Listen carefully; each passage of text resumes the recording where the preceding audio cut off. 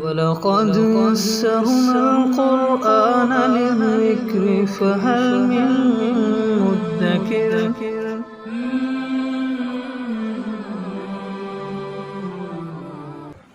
سورۃ الکوثر۔ اعوذ باللہ من الشیطان الرجیم، بسم اللہ الرحمن الرحیم۔ انا اعطیناک الکوثر، یقیناً ہم نے آپ کو کوثر عطا فرمائی۔ کوثر کا لفظی معنی ہوتا ہے خیر کثیر، بہت زیادہ بھلائی۔ اب یہ بہت زیادہ بھلائی نبی پاک صلی اللہ علیہ وسلم کو مختلف شکلوں میں ملی ہے۔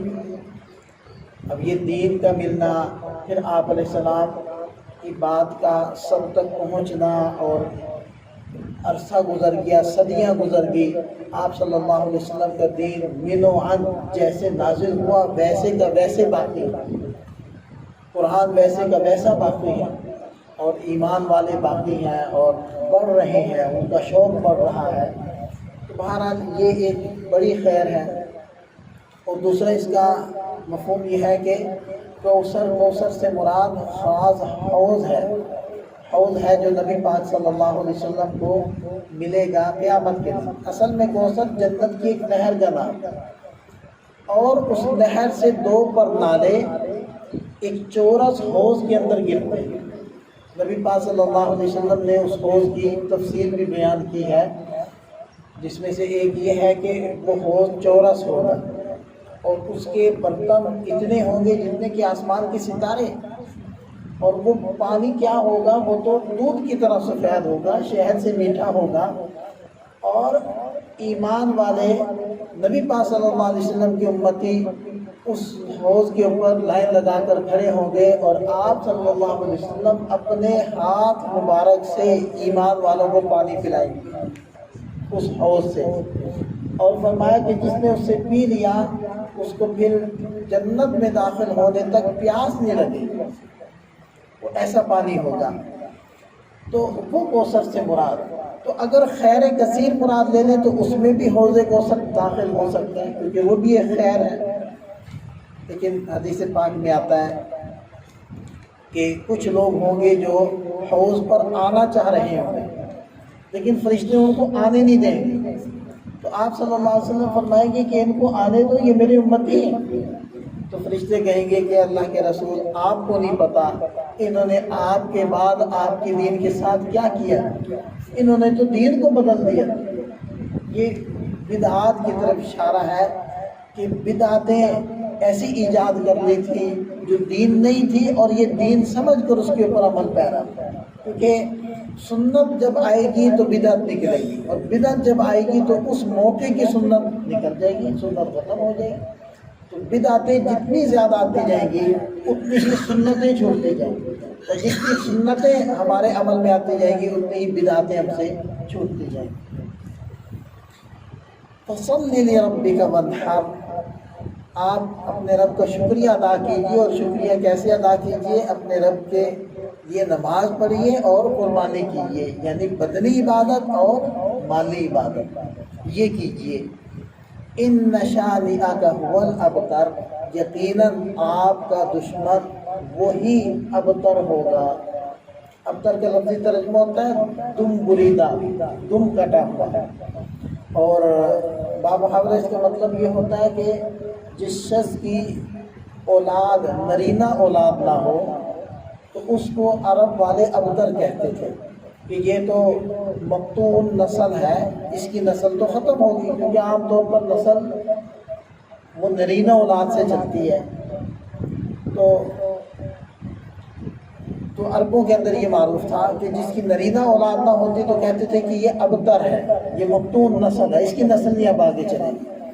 جب نبی پاک صلی اللہ علیہ وسلم کے بیٹے حضرت ابراہیم وہ وفات پا گئے، تو اس پر ان لوگوں نے یہ کہنا شروع کیا، خاص طور پر عاص بن وائل کا نام آتا ہے روایات میں، کہ اس نے بڑا ڈھنڈورا پیٹا کہ جی اب ٹینشن لینے کی ضرورت نہیں ہے، جن کی وجہ سے تم لوگ پریشان تھے ان کا تو بیٹا تھا وہ فوت ہو گیا۔ آپ صلی اللہ علیہ وسلم کے 3 بیٹے تھے، یہ ابراہیم تھے، قاسم تھے اور طیب طاہر. یہ طیب طاہر ایک ہی بیٹے کا نام تھا. تو تینوں بیٹے وفات پا گئے تھے اور حضرت ابراہیم یہ چلنے پھرنے لگ گئے تھے اور اس عمر میں پھر یہ بھی وفات پا گئے تھے. تو آپ صلی اللہ علیہ وسلم کو اس بیٹے کا بڑا دکھ تھا, بڑا غم تھا.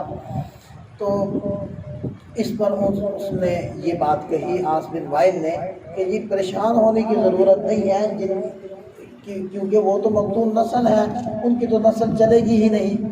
اب آپ دیکھیں کہ ایک طرف اولاد کا غم اور دکھ اور دوسری طرف ان لوگوں کی ایسی باتیں. تو اللہ تعالیٰ نے ارشاد فرمایا, اے میرے نبی آپ پریشان نہ ہوں, آپ ابتر نہیں ہیں, آپ کا دشمن ابتر. یعنی دشمن آپ کا ختم ہو جائے گا, اس کا تذکرہ ختم ہو جائے گا, اس کی باتیں ختم ہو جائیں گی, آپ کا تذکرہ باقی رہے گا. آپ کی روحانی اولاد بھی باقی رہے گی, جسمانی اولاد بھی باقی رہے گی قیامت تک. یعنی کہ حضرت امام مہدی علیہ السلام جو تشریف لائیں گے وہ بھی تو نبی پاک صلی اللہ علیہ وسلم کی اولاد میں سے ہوں گے.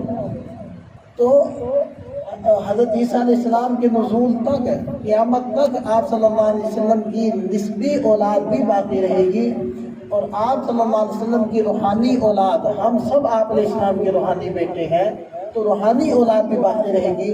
آپ صلی اللہ علیہ وسلم کا تذکرہ باقی تھا, باقی ہے, رہے گا. رفعنا لک ذکرک, اللہ نے بلند کر دیا ذکر. پوری دنیا کے اندر کوئی وقت ایسا نہیں بچتا کہ جس کے اندر کسی جگہ اذان نہ ہو رہی ہو. ترتیب سے ایسے اذان ہوتی ہے, ایسے دنیا گول ہے تو ایسے دن ہوتا جاتا ہے.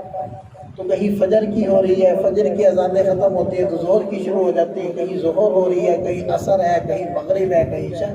ہمارا سورج طلوع ہو رہا ہے تو کسی کا غروب ہو رہا ہے, ہماری فجر ہو رہی ہے تو کسی کی مغرب ہو رہی ہے, کسی کی مغرب ہو رہی ہے تو کسی کی عشاء ہو رہی ہے. تو پوری دنیا کے اندر ہر لمحے میں اذانیں بلند ہو رہی ہیں, اور اذان میں جہاں اللہ کا نام ہے, اللہ کے حبیب صلی اللہ علیہ وسلم کا. اور دیکھیں کہ کتنے لوگ آپ صلی اللہ علیہ وسلم کے نام پر اپنی جان قربان کر کے گئے اور کر رہے ہیں اور کرتے رہیں گے. تو ابتر کون ہوا؟